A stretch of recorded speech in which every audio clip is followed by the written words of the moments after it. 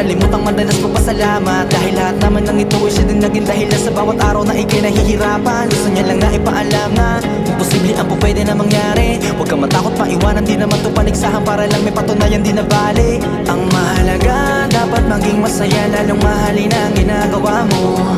Sipagan mo lang kahit nakakatamad, itutuloy mo. Walang masama hanggat wala kang tinatapakan tao. Yan